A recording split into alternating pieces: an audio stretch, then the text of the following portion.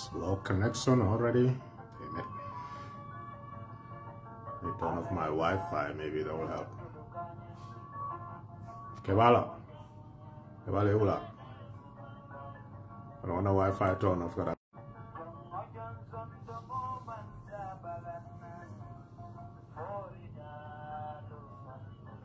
No hay internet la vida. No hay internet operator for ma for gamtel.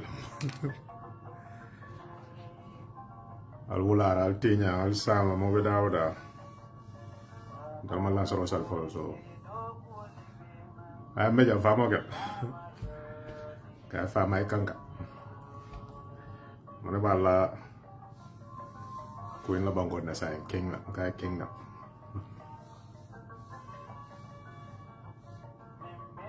Yo, me mol be kondona ay fama no keda.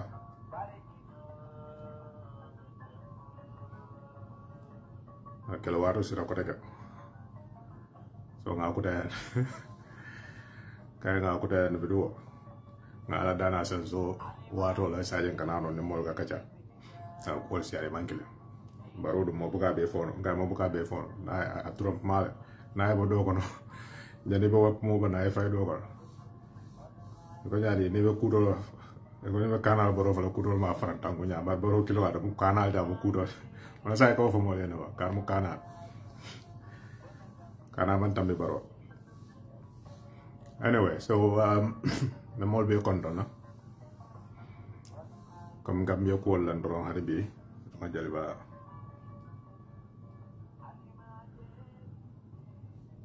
ambe kering gambia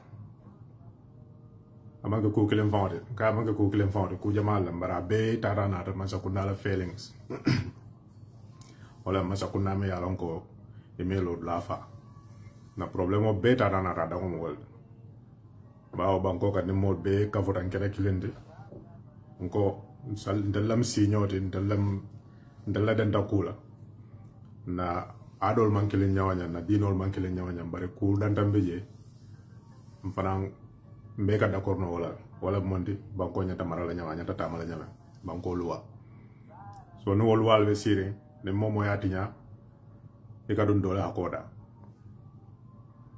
wolwa kantala wala mjumati masakunda so de masakunda be sire ko katinya banko kantinya robe kere banko kan ital ibuka kubonoje na manke diamba kenson wo masakunda sifam fuda nyawnya mo sa fono ko is a failed state mo ya sa bukat mo la hajo menti to buko jarano mo la sula ko menti buko ma fano gambe ma so kunda ya mata ketala ko nyin mafia groupol men ka nke jube television to nke la fimol jube gambe ma so kunda la banta kala wala nya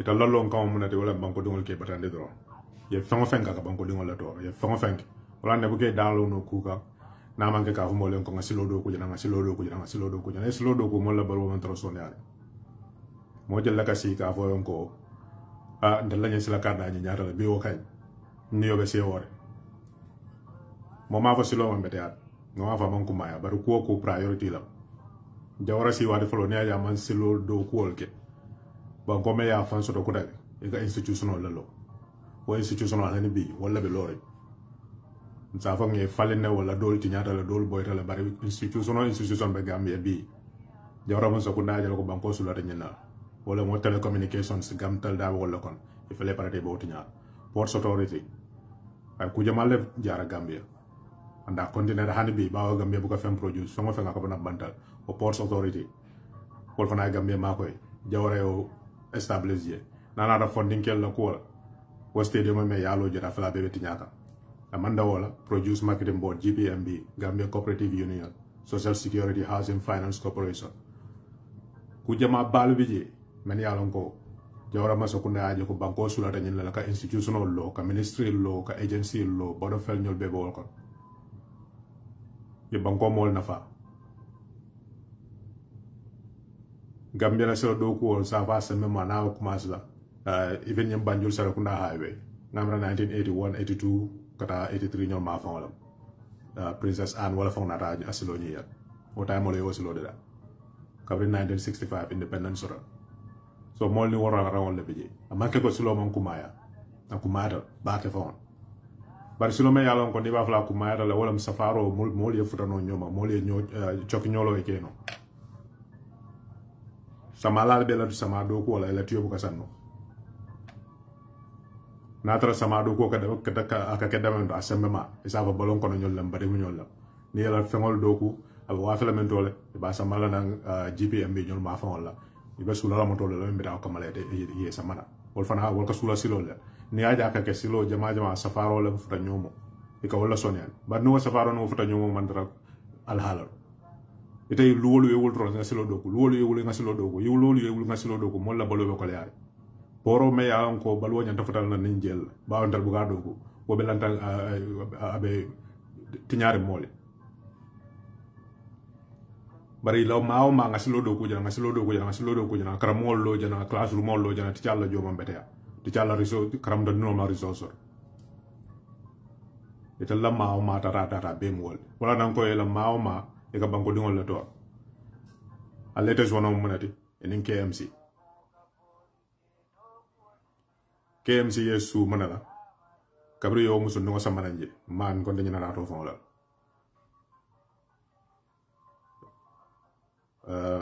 Senam Martin e songola ya nga ro makelo kon no so jaron ko be na mambo nyomit ndal ya mambo woti ñaar la me yalon ko a sabarita ko ay tiñaro le e palaso men di ala tiñaro ko je wo mari wo mo si fale ñandal yewul bondi la do ko la bawo jamaala den na famala hana kete bulu accident won bare pour ñin kamala ka jama hakilo tan ko ne ka fon ko ha ndal na rasobe yalla mo moy tiñaro ko janto laftala hakilo tan ko ma mari bon la do ko la mo do ko je men sa samano bare mo kendol men ka do ko ka manja ñol sival ikawol bondi jele yo mo do samana me yalan ko abe continue o kuriya men ka kenunje ka continue wal seno martiñol ye ke place de tiñaro ke je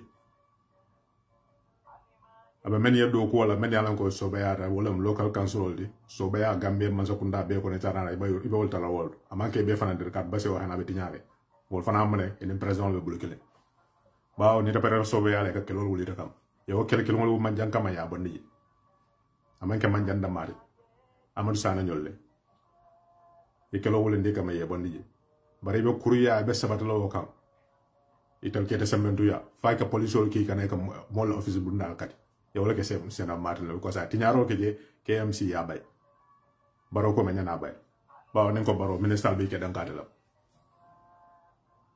atalam ko ko so yo tiñarali ka wala sambana ya fo ko ye continue ye ke place jonga nyolle kabrina de ya ko tiñaro sembo warta bir kama area council ini yow ñoo saban ngo kije ya bondi ya sambar la dor instead of ya bay bar man jagnol men ya lon ko ya personnel la ko beson ya ndi bul hani la pension jo waro sira manjire ta ñu ranjambal ibita bank la do ya ko do bondi ita fle ta bi na bi so may na janita la pension jo wo soto la e fa mo fendi le la aya traité même be jo paso ni ko fu ñuma ni tabe ma soto la ji wol be kala la ko nakil ko na takila ay obe bonde je so be yabe kere njere yo boy bar men yalan ko tiñaro ke la be panchankala aram baro terol mo wolle marama ke kensen de fanan ngam ne ya jube ñu wato ko no fa kunun scandal ku do la fende fo kunun ko ba ñu sube balé man carré so ne ya jube misala ko mesafa ko Gambia na ko state la wala monti drogue wa fila letam Gambia banko amanka drogue wa fila da mate mba fala fanan ko men yalon ko nyin ko di tinya wala ka kelo ko comme nyin ko di furo basically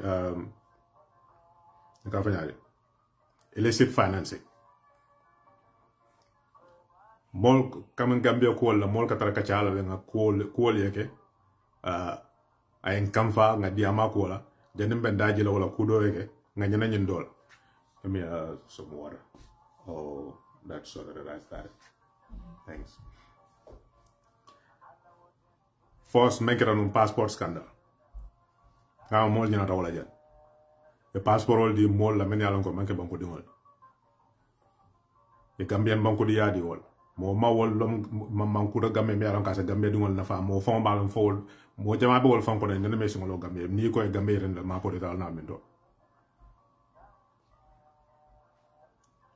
One more killing ye passport si kaya dila ka dila mun kam thank you okay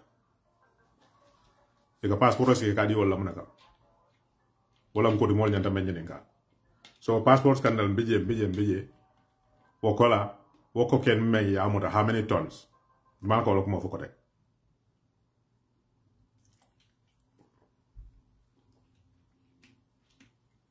how many tons of cocaine yaba muta Gambia iko ken ngo me ka to fo malon jumal fo ndaw ñu rato la me yalla ko mo malon jumal kelim banta ker hanabi ke sama mbo jabar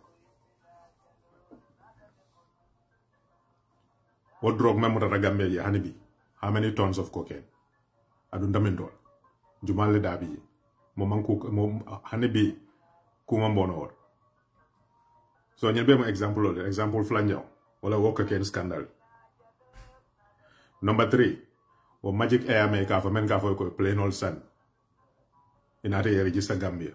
Wol sin nan man lo Gambia, ila flight nan man na Gambia, ila cool phone nan man du Gambia bari registration okay in the name of Gambia. Munam because Gambia is a country, is a state. Dunia be recognize ko Gambia is a state. A member of the United Nations. So now that international transaction la Gambia can operate as a state. Wolonko ama fan sumbankol. So you welcome na kama to bypass ngo call be chodiro la bandamendole Belarus ni Russia ma fon because mane wol be sanctionol ko fa sanctionol fa tonya mantonya ya ndala haji do ngalo ne ko sanctionol be ka fadi so sa no wol lafta sandiro kele buka keno e ka modol le tota e ko ngo ite e tokije e sa jantal sulo dem nan se wosoto den sina kam metabul e gambe ke bana banol ana mbaro sonda Amanda wala Russian oil scandal was sanction kilongo ko Russian oil me yango bukela oil buka wafino la tool men ka bola banko ka ni la natural gas ani wasifa buka wafino Gambia da blandi Ibrahim ay nemba Gambia ta fin dawro kunun fola kunun ko monegara e ko Assad me yalon ko ma be ke fende mo fa kala banko dingol mo ke gas dindi merawon kabri wulta kam e kelo wula kam sanji jalu mo wuli le fa do bare akul la ba ma kalang no fa e bari banko ka janabe borla atara la bagasol membi jala kodol membi jala sanol na la lulul be bon la banko ka nyaadi le e mo fero sono la businessman do le be Gambia newspaper le mam ba on ka newspaper le read ka ju mo we ke wala o kodo bonninya Gambia dabla ta ko kono kuru yabe kering Gambia da ka bla ko kono aram baro ma sakunda ko ne hakilo ba kala si wadi fola ta men dol Congo Brazzaville Gambia ne wole mun affaire resort so ñun kusifa la be kering Gambia me alon ko ñim money laundering ko lem illicit financing ñim drug related issues wo drug Gambia to ka finte wala ñim passport scandal big sa ñim basal asa international community wala mello wala siarantal ko mello nintal la newspaper ya bondi wala ka men solo asikate si ala bag bar wala agent sola on the ground dula ber la investigation wala ka ñim kusifa review so nintal nga tanalo wala kemen nintal lullo o bebe na amana kala e be simfa ta la be labana ka Gambia la manto Gambia dingol la be toral because ni ala masakunda ka aka banko dingol la to masakunda ko kala so ñun kusifa la be keren Gambia wala na aram boro ni mo kende ta keno mo krungol draw ni wala sa keno because ñim be mo kuriyal fo banko la luwal tinyal lemba fo international luwa tinyal lemba abe ka fundawon ñi ñim mo krungol be fundawon ñi la yamata du na nje ki dol men fayda Gambia ñe police officer flafa ya la ken nin kil naka italia ko wol men be dabal ko ñina moy to la sedo to ku ma a fengo fenna mal la to ñabulo ni o mo fala jube isalon ko mari professional la mo me yalan ko kafo ko ne te mo le target je mo saba yebe bun kidol ye mo folon bun kidol ya fa wo kafo ko na je kido be mari la bul mo flanya mo me jikita ko ñing bawo ñin do boytal asike ñin dolbe kido sigala aya remplacer yo fanambu yafa sabanya ñin keta musol o kafo ko e man tay ñun na mo la fu ma yalan kan na man security training soto mo malon kan an nen police ko bla ñoko iko wala yak ye men samane ko la moy tala seda kumba ba famade fo mama jabi lamba ni wato ko ngawala ja campagne la baro ya kamana ka damba wani la oppositional frame la jele kawol tumi ka fo ko anya manke banko din kendo de be wol nyin lamba ko jawol pour yi boy bulo la no la wol kan nyaade o wambenno ko nyejo sama na rara Pepsi sama nya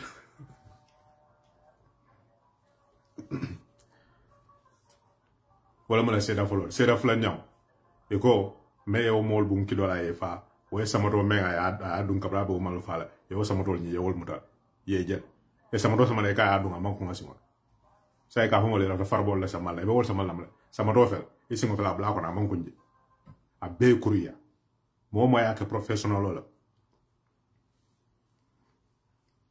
bu ya ka la live to yan Gambia ñu ko la jamal bi ka moy ko ye lolé bandi wala bi je bu ko mo jakon ki dolo fata fata banko kan crime rate be siare banko kan ni scandal men be ka ke involving international violating international sanctions Gambia da ka taraji faya kalam dalba fa ma kalam dalba ba ta ka tarasi nol ata nyanta men kala ka ba dembo ka sibo wala na sibo da na wulta asinaw ba da ko to joto tinyaro be ke ay siti manala kata wuli ka dina alfal samana ya jame kamen sifa keno ngabra kawra ba sungur no nyapen kanna gamol be kere mbanda atlo alquran no suko na finda ala rambu ba bal dunga ta se boyo muta alquran no muta bloko na bu kuriyan ko misul ko na nyino aram baro lo ta janne sali waro bana sunkar salo me ala ngon la hada mayar ni sal keral botale ka findi ba dum le ka yek ali ñoo duwa ñoo ali ñoo konton ali fama bondo baaw lu mo kata ndo gol mo kata kunguto mo kata office nga duwa ñoo nga dimbaya jube molbe ñaadil nga ba di yaacho wala kata wala mtela adot dino fana nata wala sabatin ko al badi yaacho alay mol men deng wala ñante ke ba ngol mo kana du ngol teme kana badi yakun adam baro mo nek Hamad Bale folo ya commencé banko alfal sindi dina ñaaton kol ye doya ke neng karwo mol Hamad Bale diam ñaan amanjar moy dasé ko moy tato video lam sa wala be kéré ka fo ya fale mamo nga moy la video bi jël mol ya jubé adam baro ya be ko mu nek ka wo si hal mamol ka ñu nek janal mamol ka ñu nek ya mamol beten al mamol beten bari dal mo kilongol men yalon ko be wal mamul ka jafila ko wol ka fitno kurkur banko ka e baf la madi jawat ñol bawol ka to ñal fo ka fitno kurkur banko ka ital hayne be mo la kordal boy le bu ko fendi la be se be dum be ci la deme fitno kurkur la tamiro sala jin ko hayne ko yen yol la e be damante be to woldo wala yefa jumale wo sa man sa kunda kenya sa ay woke woti ñaro ko la atata mo dol ko man na ka fo ko ha muslim elders gambia bu muslim ka fa job jalla soro ko khutale dabla ja be mu corruption dina alfa fanande tawal la londo si atanti la sango si atanti la bu nyaala ben ni tema manya na fala ita nyantam nekel baaw alfa anda lab yaato e bu alfa yaama bare politiko wala be kere anda seke ita la longo politiko to afuta damendo anim politiko ko ke nyame mankili ita la miro ta ke nyama na ke nyame mankili bi politician ol sa ko men yalan ko be masakunda wal sula ko be monete be mara lo continue no la nyaadi la mo kana bonnimul e sa fan yake pour ka sabati masakunda e sa tilimbal yake pour ka siwo masakunda e sa mol fa pour ka continue o mansayal e sa mol du nyoto e sa football bank e sa ko nono bekel pour ka siwo masakunda ni wal kaltal ko mande pour ka nana ali sutiyela oto mol nyandaaje la ko ni be tinyaro la fana al fana ko wula al ka diam ni salaji kool men kata ya man dawo damala ko mbudula bela be mol la kordal buzule bul ko kana masa kuna kana do ko ki sanje fla sanje saba sanje nani sanje lulu kuta kala je sanje woro njaw ngaje atala nyote me adi dimbaya ani lo mol wo mol me yol bandi je wal kala to maranke di il fa ngola wuludla wala be kere sa nembo gal ma wol je ka diam wo ko wala muneka nake banko mol kana judu wala imaje bi mo ba fa ko ha cristiano mo bu ke je ka nyinkete Christianol wol ni wol fankata tenen tan ke ye musulman alfa do ay islam ning islam dina ñaron ko ye dabla ñim politique ko ko ma fa kané dabla je bari ya kenin silo la me yalon ko ta mol jutun la dino ba o la ke baro mol ka dino jube wala fa ñanta kala fo ma ñanaka ita islam jube wala so sa ka xigul tuwat ba nga fa ñambe hako dal lantal manke amar moti bari politiko membe kering aram barol politiko politik norim ba Supreme Islamic Council beji manana man an wol man kaja bawo ko bañul muslim elders bal sa ngalon nako amanke bañul muslim elders dama ni wol fanam benana ike do ñol lokman so mo sa fa Supreme Islamic Council la wol beji rawdatul maja raw ka ka folo nya majalis wol fanam beji nda lamiroto nsa fa ko etal mandara dino kan ko nyanda tar la ka nyame bar ahmad yal fanam jo fanam ke fam ko man muslim wol la sa ka na muslim elders lo ko te ko sa wol ko juma represent ñing kafu jamal be te ñanta mu nek la wala ko jawala la jamano mu nek ko maje Supreme Islamic Council ata no wala ka di wol fana lo la ñanda kala mu nek wala ko banko kal luwal kana safeje me yalon ka mol batan le la dino la karo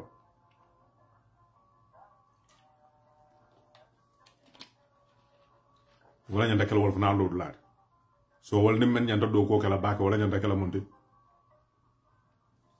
National Assembly ba wala ka luwal sa ni loi propose ko ñanta kala wol financial wol console isa je Supreme Islamic Council isa fa ko mor ko Dakar la mol be yele men yalon ko wol mu Imam Malik folo la let wala Imam Malik men ka blano wol fana la ñaton ko fana men je ko kare da wasale Imam Malik la ko wala yow blande Supreme Islamic Council ñun doon yalon ko wol mu murido le di wol blande je ñun doon men yalon ko wol mu safio le di hanafi yow blande je wol be kafru ñoma ya fay Supreme Islamic Council isa je ni narne ko be loi dol safela ida mal si ya fon ko men loi sa la sa won dino be nyaade baaw ban ko mol jama bije dina mula silot ninu wol kajar ya jube wo loi ni ba edit la nyaade la pour ka make sure ka kana mol batandi la dinor enen Christian Council France ñina ñada kelal ko wor nim banna solol na de ni president moy si na ya kaja ye duwanyo e janja je kana ke politique ba bari barwata buga wala keno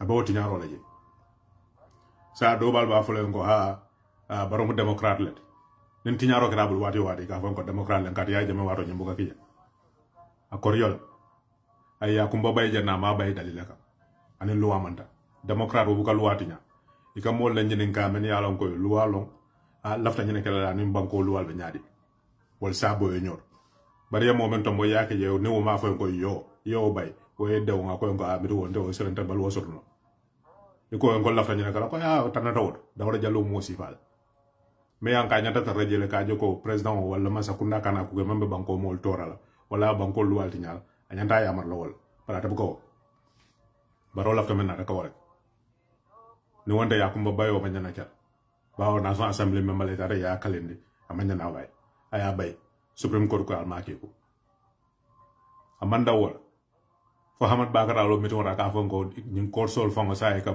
ni kiti ko kiri kunduga masa kunda jale démocratie o sala banko luwatinya so ni la ta ka ko ka ni nyande mol nya ko ku mulu njawo e ko sifal le fal ya jama no nyumbu ka kiya wala na nga bonni ji baro sa wota la firework ba me ya jama bonni ji na fana ka be so lawol mo ya bonni ji o kan kan do ko men kere nyam lo be kala fana bari taw sonna wol bela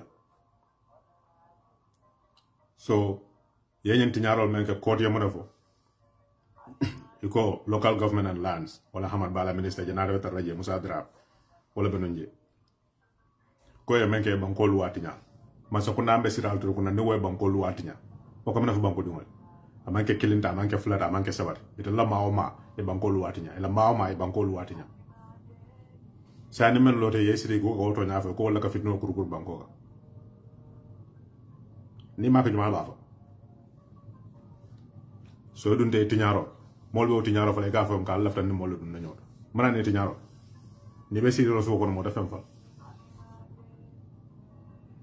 so ñu rabe kerim banko ka alfa ñande fa ni mol ne nali masakunda bal lo dun ñogul parce que kuute me alon ko ning di am wado sita mol sal fana joko al fana be ko mo fokan andu kontanta kal mamo dolje men yana ko finta ka foko iketel tumi men amanke to nyaat bawo ko masa yamari itela simfa wa simfa banko dingol la nafa ka taraje elemantoro ka taraje sal mamol membe wol nyaato no wol do ka fo an kan nale jingal ka nyindu la kar le toral ka nyindu la kar le tor o man traffic nakuru gur la wol be de darol bari mo be tiñarol anda tel nafa be woti ñarol abagala fi ka to ñamay wala ma aram baro ma sokunda afla ñaw mo nati wala ñi mol me jaalo ko ya di amo commencer ko rek adi amo na ma faat comme ko wala kasiya nga boy kudo nga fay kudo nga trawo di amol bari ñi constitution ko be me kere men yalon ko mol jigita ko ñil lañu degala independent organization independent institution wala ko malla ma sakunda kan ay mandara ma sakunda kele kan e malla opposition kan e mandara opposition kele kan ni amo independent wala mod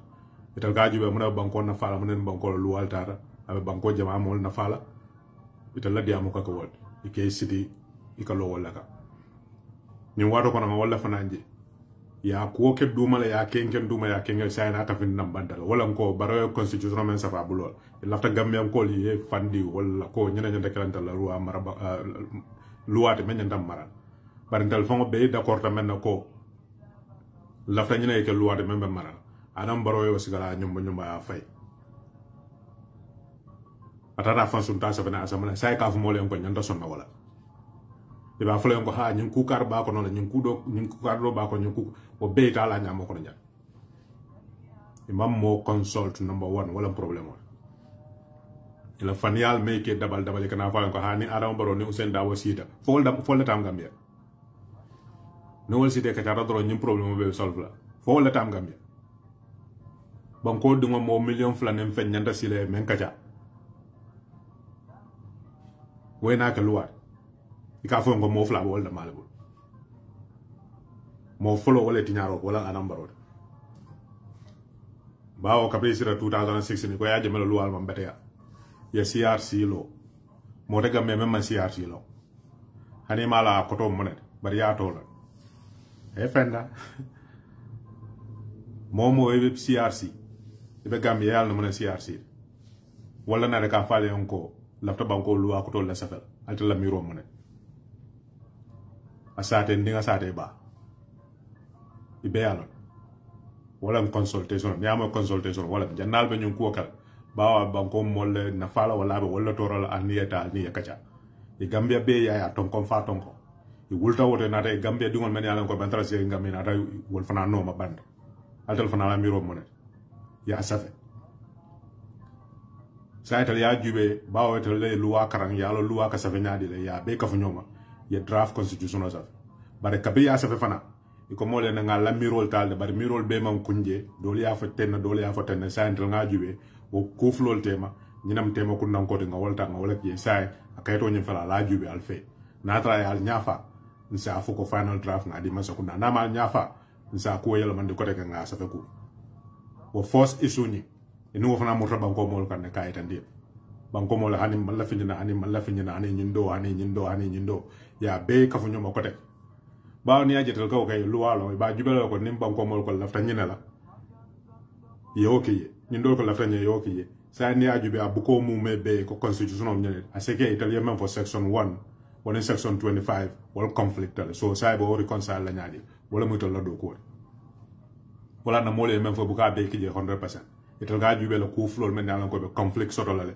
e bo reconcile nyaadi ni ta reconcile no le ajube me jori la idea be men tol ye mol invite le safaro ga document ni man jeta nge safara si nyafla si nyasaba ndade la metongol wala consultation ba kabra a safeta foka pare ye wol beke sa nyefla men si arawat inana de ya sama aram baro ay dawde jallo samba national assembly pour kata ka ko nyen kay tan la ko nyinam banko mol la fi na fewate ba atalam banko mol la loyati ni amoy attorney general wala atalam banko mol la loyati banko mol la fa nyina la CRC yala do ko kay ko nyanta kala nyame ko luwa sa fa nyame il fele ni nyina nata ala debate sign jande ba sa mala mol referendum dawde jallo na de kam la mare rek momet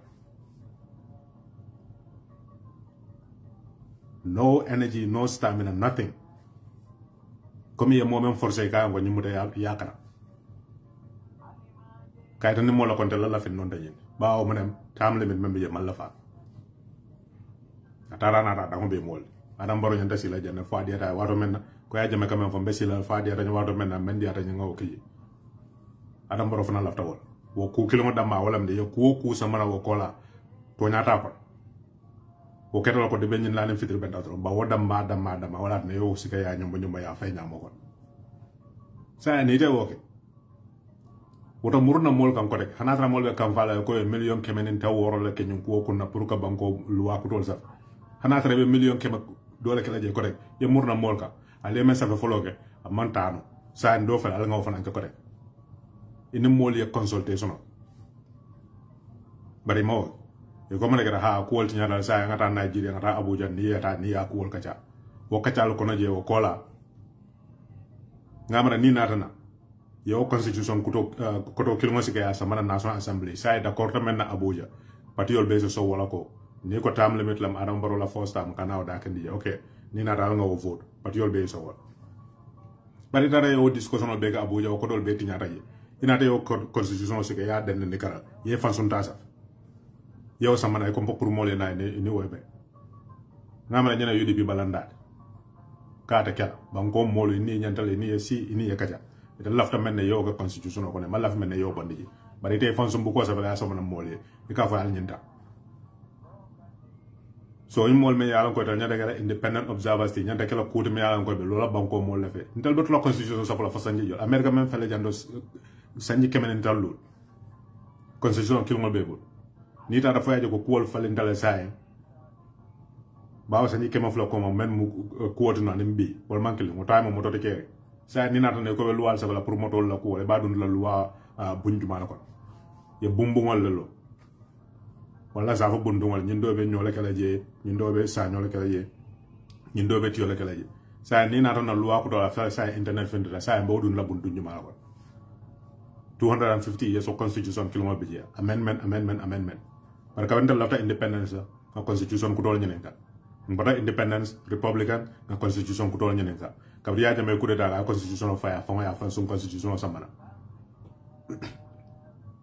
wala kada decrees decree 1 decree 2 decree 3 decree number I don't know how many decrees for 1995 yen CRC ma ko kutote ya jame fana 1995 ay CRC lo no constitutional review commission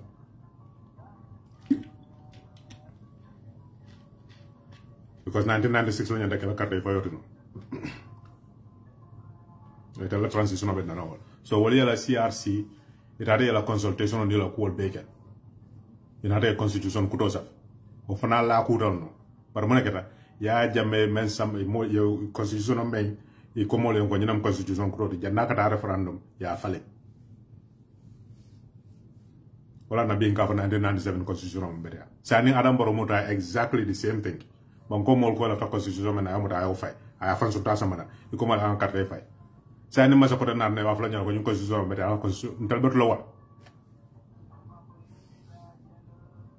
ay tinya ngada so mon men yalan ko nyanta support la based on the rational constitutions are developed to benefit the people are subject to the constitution. Those people should come together and decide what constitution or what laws they want to subject themselves to. As long as they are not consulted, nothing in that document should be valid. Simple, straightforward. It doesn't matter if there is term limit. It doesn't matter if Barrow is supposed to serve 2 years and then there will be elections every 2 years. It doesn't matter. People were not consulted. That's the bottom line. Nobody should dictate to them what laws. Take it back to the people. That is UDP's position. And now if Dabo and Barrow agrees. Dabo doesn't own the country. Barrow doesn't own the country. It's the Gambian people. They need to be consulted. They were not consulted. Simple. There is a legal mechanism. In fact, for Afro Barometer, 67% of Gambians wala ning mo kemal ba Gambia taw woro ning woro lo be ko il after le CRC draft chokna jalo ñom len draft ya sa manan ko tege National Assembly foka pare mol ma foko wo CRC draft 100% wala ñala tala referendum hani bawo National Assembly député bo wolto mol ya wala tombo pour yata ke mol kamoto ye ni aje ko malla fi tam limit ya debate ni ya debate ya kacha ñinam advantage ñinam disadvantage ya discourse ni pare dawol ya fay bawa ka wala gam ni mol bang den kanna jamasiya ikabala sila nga jube jumal la sonta ye bulo wulen ni wo men sonta wala siar ni woyta so ko National Assembly nga taje nga edit nyanta men bola je nga bodi je nyanta men la je nga tuje bara man jiki nyina ko nata National Assembly ata lafta menna be wosoto la because wo call bebe tara transparent banko mol be sile ba la moy ni ajon ko ale nyim bodi je nyina man ke silori or this is what is wrong with it, this is why we want to change it. That debate will be open, it will be public, and people will see. Barrow knows he stands no chance in getting everything he wants. That is why he doesn't want the document to go to the National Assembly for editing. But now, he wants his document to go to the National Assembly for the same reason. That when it goes there, because it's already drafted, they are going to be 100% or 90% unwilling to change it. And it will pass. So National Assembly is just a talking point. National Assembly is just for formality's sake. Sidin Jabe National Assembly they will block everything, obstructionist. They will make sure nothing passes except what Barrow wants.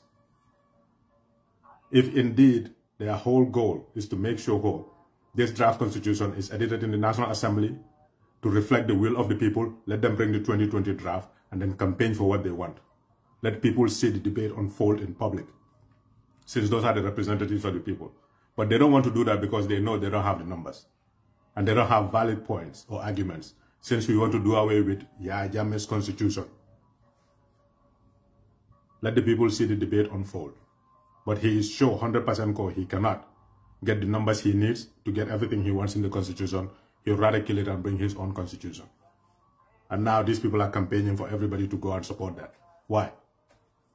You want me to subject myself to laws that I did not contribute to making? We might as well crown him King Barrow. Because he gets everything he wants, we don't get anything. So this whole thing, oh, take it to the National Assembly, let them debate. No, bring back the 2020 draft, let them debate that. People were consulted on it. I'm sure there's a legal framework where they can bring it back, reintroduce it, without changing anything. Any changes, let the National Assembly debate, change it. When they finish with their changing, they take it to the people. Referendum. Do you want it? Yes. New constitution. Do you want it? No. We continue with 1997 constitution. Simple. But when this draft constitution debate is not going to die, because these are the laws of the people that we are going to be subject to. So why don't we do something that is going to benefit everybody, that everybody contributed towards? CRC was not limited. It was open. If you want to contribute, they give you a chance. In fact, as a witness, a lot of their meetings go over time because they want to give opportunity to everybody to hear what everybody has to say. All the recordings are there. So why would that be thrown into the dustbin and then Barrow comes up and drafts his own draft? Constitution because we're in the favor. May more favor, more killing.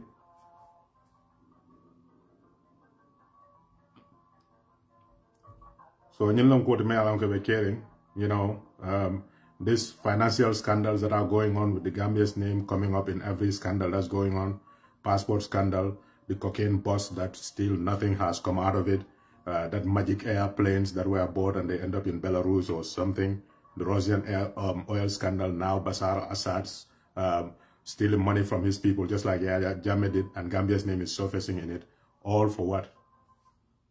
I don't want Barrow to make more money. Muslim elders, don't worry about where the funding is going to come from.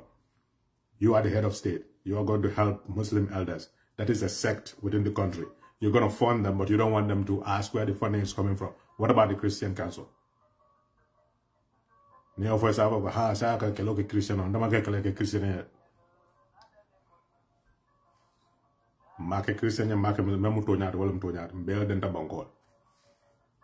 So manam toñaati ñindol ko tel lata ñina ya kunje ñindol ko tel lata ñina ya kunje ana la alquran ta ala ndole ñam na dia tam me song na man dia me bala nim fata ala ya ta sécurité bar comme bébé sirim banko la ka ite ka fa ñindol ko mbako do di la barak hanal ma fa mata ni ka ñene ka e ka ban minto car president number 1 you're not allowed to do a business. Number 2, you are salaried and you're not going to use your salary for that. Ibama fon ko brata asazare asambal tano. Ika molla kodota, ika security pass. Munana arambaro bama more than one security pass. So why does he even need security outside the country? Munana to travel to any country and the Gambia's diplomatic mission there they contribute towards our security, or your house in a place where she can be secure. Why does he have to travel with a whole bunch of security detail, end up paying them millions for per diem? Why? Itama okay no. Iulu baya sasa. Ya suture ya jara ko nyanta jara nyama wala ya sambara Tesla. Yela suturo laka. Foye bankola kodo da blandi je sai molbe fele muske bala kuma fa. So fa bali alta mero. So to bo beke kam. E kana fa nyndole onko kodo men fon badi la harama jara al fan batande o bonde la alta be kodo soro la. E babu namindo. Nama ke corruption. So nyum kusi fa la banko kam. Bari bu kay da tele wala ita flale on ko mano da beten dem banyine ke kam pour ka jendi le tano to ngal na boroti ye bari nyine ke kam pour kal mako ale boro soto nyinde nyine be kere ngasilo do ku jande 50 kilometers 70 kilometers 80 kilometers for what when there is no trade in the country? What are you doing to make sure trade is flourishing in the country? Nana to dinu all the results all everybody sees it. Every academic year we have the same complaint online. The results are poor, the results are poor, the results are poor. With all the access to information on the internet now. Look at the Jawara days. The people who who went to school in those days, they are way versed in their subject area. More, academically inclined than currently. When you had to go to the library manually, you bukol sike faye, you research. Spend hours and hours. Now it's at your fingertips. Google, you type. Children cannot even access that in the Gambia. But you keep saying us classroom bill. Information is no longer brick and mortar. What are you doing to facilitate internet education in the Gambia? In the schools. But you are still stuck in 1910. Why are you building all those classrooms? And the results keep getting poorer and poorer. Gambian children cannot compete with any other children across. And in social media, TikTok, and YouTube and everything. See who they are competing against and what those people's contents look like. Mankili. There is no school number, classroom number, so many classrooms built. Leptano, I refurbish this hospital. People are still. Your mother is going for checkup in Senegal. Ngavonya. So what is the benefit of all of that? Now man can just a dumpster where you just dumping public money. But even in they don't say anything about that. They just want you to focus on, management is saying this, I love to banko malala. You dip in cold tail after banko malala. You are destroying people's homes, not giving anything. Because you don't have the mechanism in place. Make sure compound A belongs to Landing Sane. And make sure anybody else who comes, because of the demarcation, you look at your records, oh, I'm buying compound A. No, we already have in our record code, it belongs to Landing Sane. We need to talk to him. But here compound A, wafi Landing Sane, compound A, wafi Yankuba Manjama, compound A, Yamrea, feature no Kuyadam. The same thing, the same compound to 5 people. So when you want to demolish it, because of the need of the country or the community, a greater need for the community, you just send your message to Yankuba Minte, when he doesn't even have any access to that land. But at that point, Cherno was the one living in the compound. You come and destroy. You say, oh, we gave them notice. Who did you give the notice to? That is a fault from the ministry. They didn't take care of it. But now they left people homeless. People are getting angry, saying we would rather die than whatever happens, happens. Is that not a recipe for disaster in the country? Everywhere in the world, even Russia, Ukraine, is the reason why, foreign Dabakola and Bangkok. Land. Simple. Russia, Ukraine, land. Israel, with their genocide, what is it? Land. The same thing. Everywhere you go, land is the problem. So to be serious, whatever more local land in a boy. Many along ko mamanyo lokun golan the la ado ro walam. Natale after ado change put very good laws in place. Make sure people are not unjustly treated. But neko nyemunta la kunkolti eventually ning kunku ban sono banda ikatala nyote manela korla loji. Ning government sulata you go and buy it from the people who own it and then you build what you need to build there. But if you see the you need to go. 5-6 years down the line, you distribute the land among your cronies and leave those people homeless.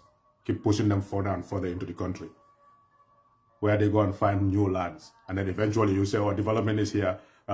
Your grandparents own this land, but now we need it. You kick their kids out. What sense does that make? You're brewing disaster in the country. But then you're pointing fingers to people who are telling you the truth. These are the people who want to Tal Deccan. What has Mahdi ever said that is going to Tal Deccan? So this is the problem in the country, and the people need to be focused on what the real issues are. Nobody is telling you, well, not yet. Campaign man start follow. You know which side I'm on and which side I'm going to campaign for. But the fact of the matter is this government is failing, and people need to see where they're failing. When it comes time, we will have 35 candidates to choose from. Have faith in who you believe would be the rightful replacement. Whether you have enough people thinking the same way or not, that's not up to you. But follow your conviction. Don't say, oh, you know, even though this guy is bad, he's terrible. We did the same thing in 2021. Look where we are today. What progress have we made? It's going to be worse. The longer somebody stays in power, the more power he gets. And the less concern he has for the people. So that leads to what Yahya Jammeh's situation was in the country. Before we take action, a lot of people have unnecessarily lost their lives, unnecessarily lost their properties. Some are maimed for life, still waiting for justice. Ruined people's lives. Look at Sankoria. Not that I'm sympathetic to him, because his action, whatever actions you do, there's consequences. But where is his family now? Devastated because of his fate. Why? Because he answered to Yahya Jammeh's call. Maybe he was scared, he did what he did. Maybe he was greedy to do what he did. Maybe he was just arrogant. I don't know. But he did it. Yahya Jammeh approved of it. It was in violation of the law, and now he has to pay the price. Being jailed in America, thousands of miles away from your family, they're never going to see you again, and you're not going to get a phone call to call international, maybe. Essentially, you're alive, but you're dead to your family. How much trauma are they going through? The longer somebody stays in power, the worse they become. Because they feel like they're not accountable to the people. Whatever they do, the people will pass it off and say, oh yeah, you know, he's better than the alternative. When you have not tested any of the alternatives. We saw it here. Everybody like, oh, Halifa Saleh is good, Halifa Saleh is good, Halifa Saleh is good. Election time. Don't vote for Halifa Saleh because he has no chance of winning. Let's just maintain Adama Barrow. What sense does that make? You believe somebody is good to lead the country. Even in 2020, last year, America's election, there was a Green Party candidate. So many candidates that people know we're not going to win, and people were campaigning against them. But people said, this is my conviction. I'm not going to vote for either of the candidates. Why? Because of their track record, especially in what is going on in the Middle East. So they went with their gut, and then we ended up where we ended up. It's not a good situation, of course, but they stuck to their conviction. If you have a conviction, stick to it. Let us show this man what you're doing to the country is wrong. We want an alternative. If we change and then the person after him comes, Yahya Jammeh was there 22 years. What did he say? Jawara was there 30. Yahya Jammeh was there 22 years. We kicked him out. Barrow after 10 years, kick him out. Whoever comes after him, if he doesn't do what is expected, kick him out after 5 years. The next person will act right. That's how you get it right. So, you know, we'll try to come every week because there's something going on every day in that country that is ridiculous. But as far as the draft constitution is concerned, let us stick to our guns. This is something that will affect our lives directly, whether we want to or not. They are the laws of the country. The government can violate the laws and get away with it, like Adama Barrow keeps doing, and he's not getting impeached. Fire the National Assembly member, clear violation of the constitution, nothing happened. Send armed officers into the premises of a local government authority who exercise their authority rightfully, and they acted in violation of the constitution. Nothing is going to come out of it. The government can do that. They are the people in power. So it doesn't matter what constitution they give us. They are going to try and do whatever they want to do to maintain power. And it is up to the National Assembly or the people to rise up and say, we don't want this. You have to obey the law. But if they give you those bad laws, that gives them excuse to do it, and you cannot do anything about it. And then we'll say, oh, just let it pass. No. It's not going to happen. We can have this fight again at the next. If you feel like you need people in the National Assembly who are going to do whatever the government says, next election, don't vote for UDP. Vote for other people. They will just go along with whatever the government says. That's what they want. A one-party state, the power is in the hands of the people. Go and vote for whoever you want to vote for that is going to align with the government if you think that's what progress means. Until we'll be on this side here doing our thing. You know, we talk. Sometimes you want to give up, like other people say they're already giving up, but you consider that lady out there in the country who has constantly been saying, no, no, no, no, no. We give up, we're giving up on her. So we'll keep talking. We'll keep doing our best. Hopefully people see the light and know that what's wrong is wrong. Whatever decision you make after that, it's up to you. Whether you stick with it or you don't, it's up to you. But what's wrong, we'll point it out and say this is wrong. The rest, that's in the hands of the people. So until next week, inshallah, we'll try again. And like I said, the fight has started. Well, it's been going on. We just didn't have time to take part. But hopefully we can keep it up now. So Allah Baraka Bako. We'll see you guys next week.